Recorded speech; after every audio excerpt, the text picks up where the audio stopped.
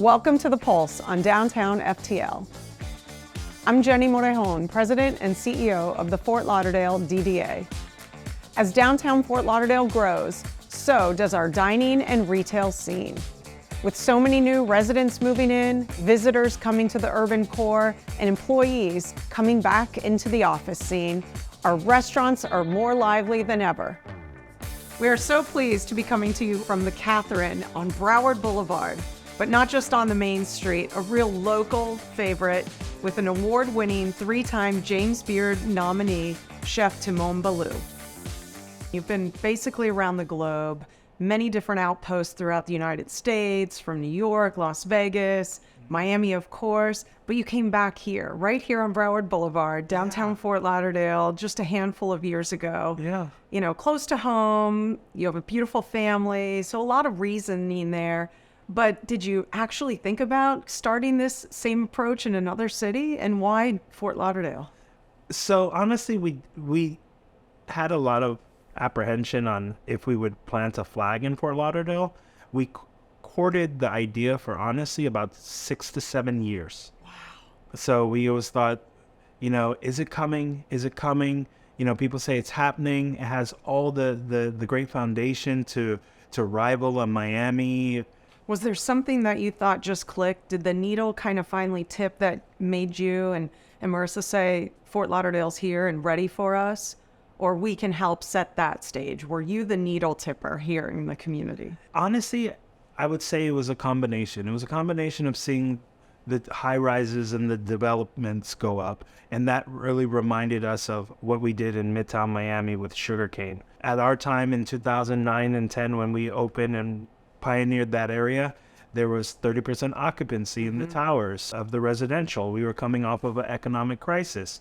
So there was a lot of, you know, similar scenarios. We were dealing with a global pandemic. Most of us were home in our cities. There wasn't a lot of travel tourism or, you know, F&B activations.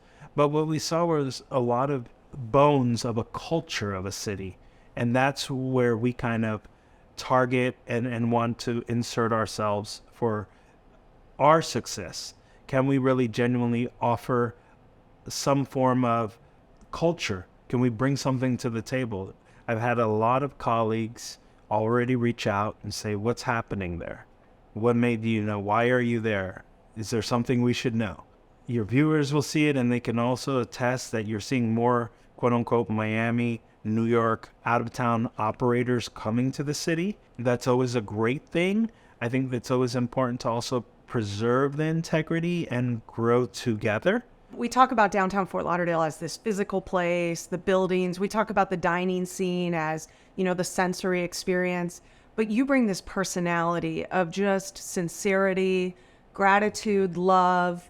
And I think when we're building a city like Fort Lauderdale, we want all of that to be part of it. So I always knew that I would want to chase a big city even bigger than Miami. You know, we were chasing the New Yorks or eventually back to San Francisco or LA. Life as you'd know it sometimes takes a turn, and I met a girl, hint, hint, Katherine, which is her middle name. Her name is actually Marissa Katherine Balloo.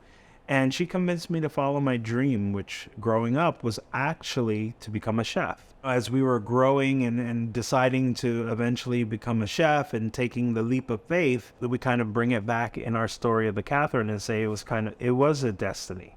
It was a destiny that we met. It was a destiny that we took the leap of faith and pursued a career in culinary. We're in a small enough and eclectic enough space that we could bring what many new Floridians kind of connect to. There's a lot of, obviously, so many transplants with the pandemic, so many people from all over the country, specifically here in Fort Lauderdale. They're not just flocking to Miami. Everything we know and love about it, we go there on the weekends if we want to. We have bright line connections that make it more convenient now.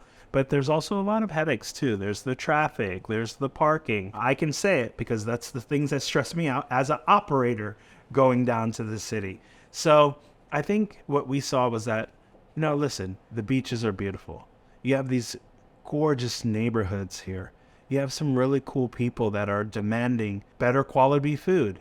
new eclectic experiences. You see, from breweries opening to outdoor venues to great bagel shops to funky little... A little bit of a mix of everything that makes living here, working, and even visiting the best experience. For so much of our lives and our careers, we were chasing so many things. We had to be in New York. We had to be in like London and cook in Paris. And we had to be in these coastal cities because we're multicultural. We're diverse. We had to be in the Miamis. We were we weren't sure if we could live our whole life in South Florida, in Fort Lauderdale. We were definitely thinking about the Austins and the Ashevilles and these other cities. We really wanted to be able to be honest with our culture. We're stewards of my craft of cuisine. We wanted to make sure we can produce a restaurant that didn't have to be a resto club, that didn't need to fit the requirements to actually operate and sustain a quality of life for my family. This restaurant is very humble in that way because we're very honest, transparent, and when all of the quote-unquote success or support is reciprocated, that's like a hug for us because it shows me that my kids can have a life here. We're curating something that has impact that can really grow within the time and be part of this community for years to come. When I was a kid, we relocated. My mother would move every year for like 14 years. Wow. I swore we were like running from the FBI or something. But that kind of puts a mindset of like, we just really wanted not just stability, but a place that you feel like you're home, a sense of home. So to have that at all facets of your life, from your personal to your business, it's a true testament. It's a very genuine and authentic thing. And as chefs, we're always looking for that next flavor profile, that next... So do you want to share with us where some of those favorites might be here in downtown? Or, who are some of the guys and gals that you connect with in the food and beverage scene here locally? Like you asked earlier, what were some of the key defining points to make us decide that Fort Lauderdale would be the place? It was nice to see genuine operators and exciting operators, like-minded operators. When I found out everyone would talk about this restaurant called Heritage, and then you have to see this chef Reno. First going and seeing what they were doing, I was like, wow, this is a beautiful story.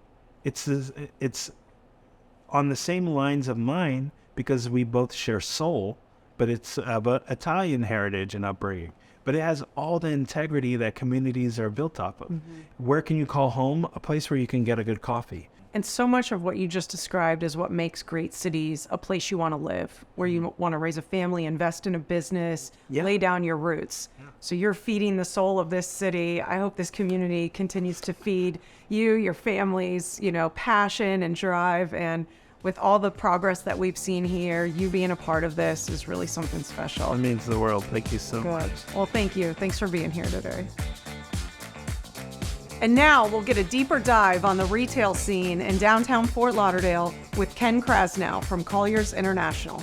Tell us what you're seeing and why downtown Fort Lauderdale is a hot spot for retail, for restaurants, and for a new generation of F&B. The numbers tell us that a lot of people are moving into downtown. The old adage in the retail world is retail follows rooftops, and that is true today. So in the last 4 years, you've had roughly a 60% increase in population. Retail follows rooftops. So there's only been maybe a 30% increase in the number of new businesses, restaurants, etc. So they're seeing this rise in population, hungry mouths to feed, a disposable spending income that is at a point where we can compete with other cities. What is it about the economics of Fort Lauderdale, downtown Fort Lauderdale's retail and commercial scene that also drives new investment? It's a combination. I think what you heard from the chef is the authentic nature of this city is appealing to a lot of people. It has a local dynamic to it, which adds to the sustainability of it. It's not predicated on, bumps of tourism and so on and so forth. Yet, in fact, we do have a strong tourism market.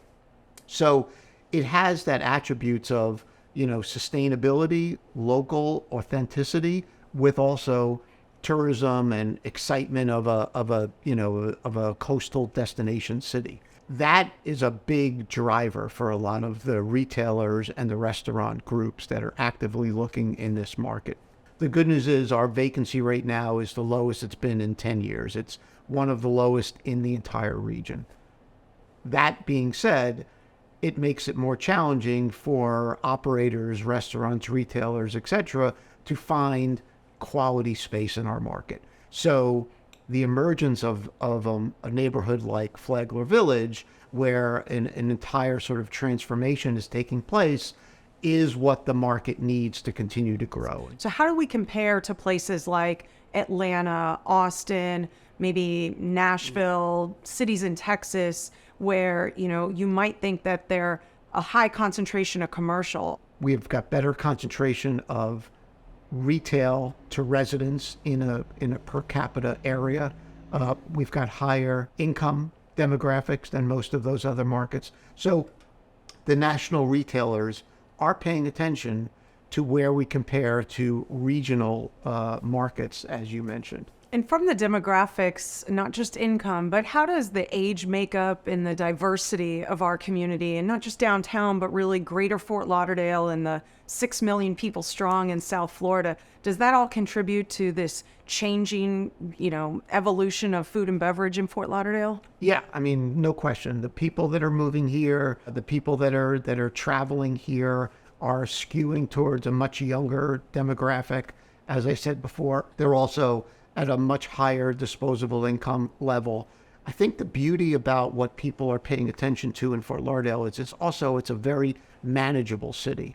It feels local. It feels like you can walk. So accessible, very connected. Yes, I mean, Las Olas, the Flagler Village, to the beach, all of it feels very accessible and, sort of navigable to the retailer. So our population's grown about 80% in a decade. We've seen about a 30% increase in the number of restaurants and retail businesses opening up in the past couple years.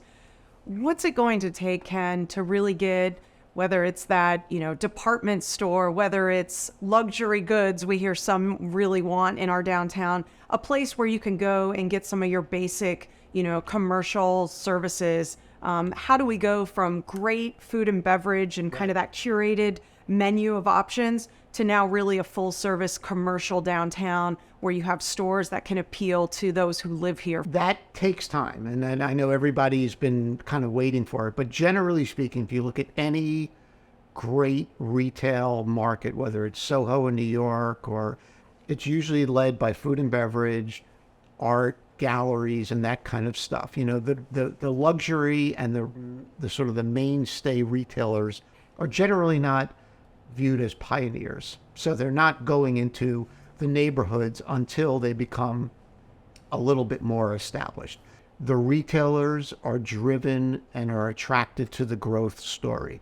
So it sounds like success begets more success, but we can't take it for granted. We have to keep our foot on the pedal, make sure that this is a place that the community wants to live in, stay in, invest in, and really thrive in. We hope you enjoyed this edition of The Pulse on Downtown FTL. Be sure to check out so many new hotspots. Maybe one will become your new favorite.